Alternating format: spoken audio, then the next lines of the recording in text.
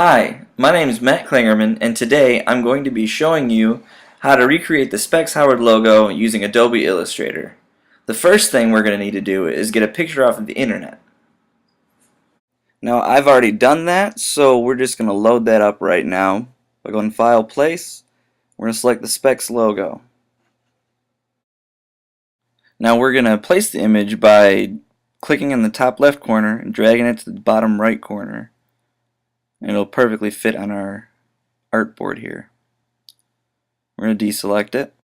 Now we're going to make the swatches that we're going to use for this project. We're going to go over here and make a new color group.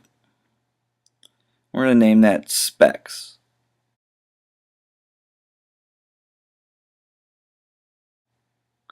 Now you can see the color group right here. It's got white already. We're going to take our eyedropper tool and we're going to select that green from the logo so that it's down in our color palette. And now we're going to drag that over here to our color group. For reference later, we can use that at the end of the project when we change the color. Come down here to the Layers menu. We're going to select Layer 1, we're going to double click it. It'll bring up a dialog box and we're going to change the name to Template. Then we're going to select the Template option, which drops down the opacity to 50% and locks the layer. We'll press OK. We're going to create a new layer, and that's the layer we're going to be working on. We're going to select our ellipse tool by clicking on the rectangular shape tool, holding it, and then selecting the ellipse tool from the drop-down box. We're going to create our ellipse by holding Shift and Option and dragging from the center of where you want your ellipse to be. Automatically it's green. We're going to change that color to black. And we're going to add black to our color group.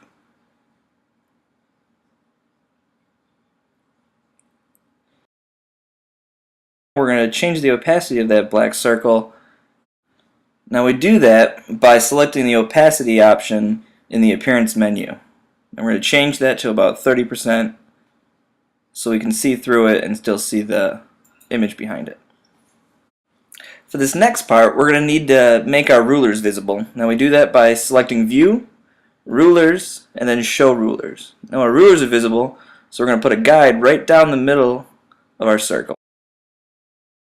Now we need to make a rectangle. Now we do that by selecting the ellipse tool and selecting the rectangle. We're going to start where a line intersects with the circle.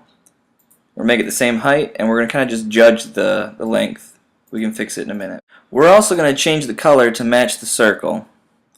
And then we're going to select both of them. And we're going to use the Pathfinder tool, which you can find and open up the window, and then select Pathfinder. And then we're going to use the Unite function. It makes one shape. Now we're going to copy that shape by holding Option and clicking and dragging. It'll make a perfect copy of our shape that we've just created, and we're just going to set it off to the side for now. Now we need to rotate that shape, so we're going to click on the corner of it and rotate it 45 degrees by holding Shift and then dragging it on top of the shape. Now you're going to repeat that same process with the other shape, but in the opposite direction, and make sure they're lined up.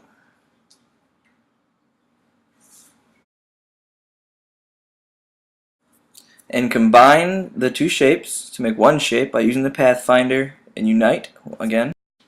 And we're just going to hide that layer for now and make a new one.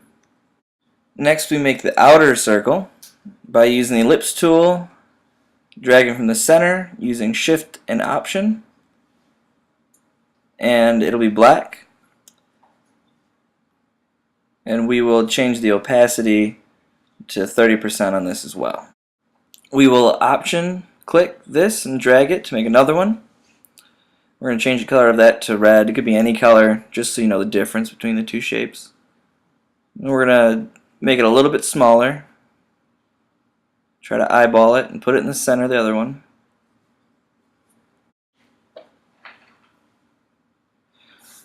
Now you're going to want to select both of the shapes by making a rectangular marquee that goes over both. And then you're going to use the align option up at the top. Align it through the center of each, the X and the Y, to make sure they're perfectly centered. We're going to use our Pathfinder again, but this time we're going to subtract front. Make sure both shapes are selected so it does the right thing and makes your shape. Let's go ahead and make the other layer visible again. And now we're going to select both shapes that you made. We're going to change the color to that specks green we grabbed in the very beginning. Now deselect and then select just the outer circle and change that opacity back up to 100%. And then you're going to do the same thing with the arrow in the middle. Now I accidentally went into isolation mode when I selected the arrow. That's why everything became transparent. If that happens to you, just double click on the outside of your image and it'll exit isolation mode. Now you've got the complete Specs Howard logo. Select both of the shapes, go up to Effect, and then Stylize and Drop Shadow.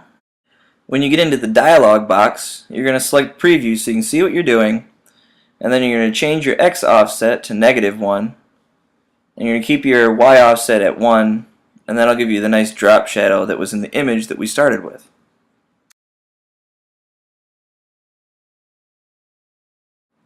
Now you've got your completed Specs Howard logo, so you go to your layers and turn off the visibility on the template, and you can see that yours is just as good as the original, but now you have it in vector.